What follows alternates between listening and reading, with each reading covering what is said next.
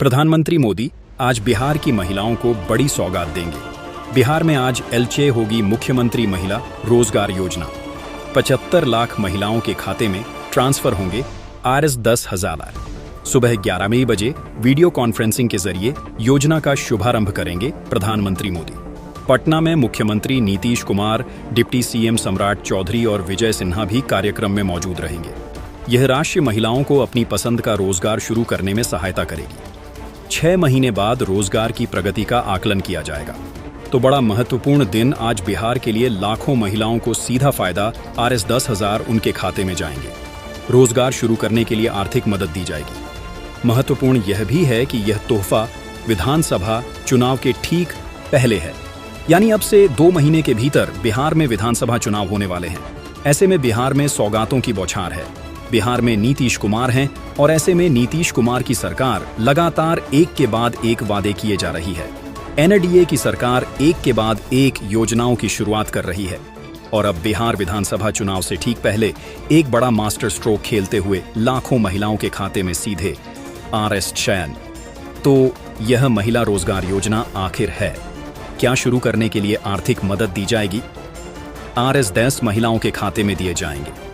दावा यह भी है कि इसे बिहार की अर्थव्यवस्था को सशक्त बनाया जाएगा और पहली किश्त के रूप में Rs100 की मदद भेजी जाएगी। तो बिहार की नीतीश सरकार ने बिहार चुनाव के पहले महिलाओं पर बड़ा दांव खेल दिया है। उधर कांग्रेस महासचिव प्रियंका गांधी भी आज बिहार पहुंच रही हैं, जहां वह महिलाओं से संवाद करेंगी। साफ है कि बिहार के चुनाव में तराजू किधर झुकेगा, इसका आकलन अभी करना संभव नहीं है, लेकिन इसे नाक का सवाल मानकर दोनों पक्षों की ओर से पूरी ताकत झोंक दी गई है। बिहार चुनाव की तारीखों पर घड़ी की टिक टिक सुनाई पड़नी शुरू हो गई है। चुनाव आयोग ने बिहार के मुख्य सचिव और वरिष्ठ अधिकारियों को चिट्ठी लिखकर 6 अक्टूबर तक ट्रांसफर पोस्टिंग की प्रक्रिया पूरी कर लेने को कहा है। इसके बाद मुख्य चुनाव आयोग ज्ञानेश कुमार बिहार आएंगे और चुनाव की औपचारिक घोषणा की जाएगी। जहां चुनाव आयोग ने अपना काउंटडाउन शुरू किया है, उसके पहले दोनों राष्ट्रीय दल बीजेपी और कांग्रेस कमर कसकर तैयार नजर आ रहे हैं।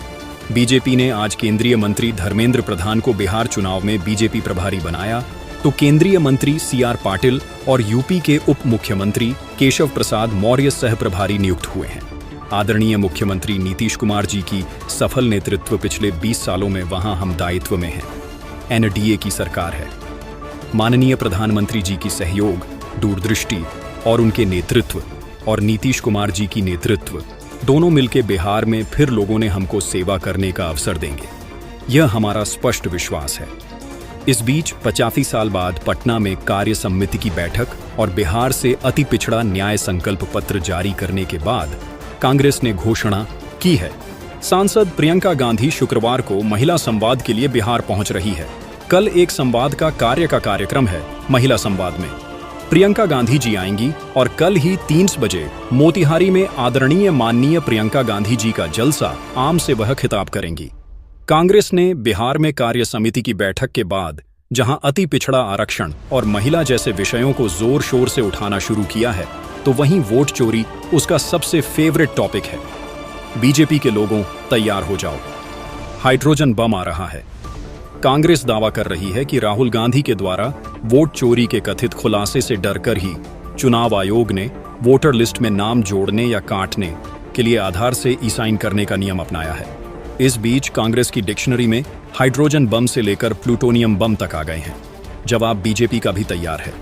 जी ने कहा कि अगले 1 महीने में मिनी हाइड्रोजन बम, यूरेनियम बम, प्लूटोनियम बम, अलग अलग बम फोड़ने वाले हैं। अलग अलग जगहों में तो नवंबर के एंड में ही प्लूटोनियम बम फट जाएगा। जब हार जाएगी कांग्रेस पार्टी तो सभी बम एक ही साथ फटेंगे, चिंता मत करिए। सब हाइड्रोजन, एटम और प्लूटोनियम बम फटेगा। कांग्रेस पूरी तरह ध्वस्त होगी। अपने ही बम जो बम बनाता है, उसी बम से वही उसी का नाश होता है। जो गड्ढा खोदता है, उसी गड्ढे में गिर के समाप्त होता है। तो राहुल गांधी जी बम बनाएं। देखिए, डेमोक्रेसी का बम होगा और बम बनाने वालों का गम होगा। बिहार के चुनाव में दोनों खेमों के क्षेत्रीय दल जमीन पर भले खूब मेहनत कर रहे हों, लेकिन नैरेटिव की लड़ाई में आमने सामने बीजेपी और कांग्रेस ही हैं। और इसीलिए बिहार चुनाव राष्ट्रीय स्तर पर इतनी सुर्खियां बटोर रहा है और इसने एनडीए और महागठबंधन की सीट शेयरिंग को भी दिलचस्प बना दिया है। ब्यूरो रिपोर्ट आज 24 तक चैनल सब्सक्राइब करें लेटेस्ट न्यूज़ के लिए।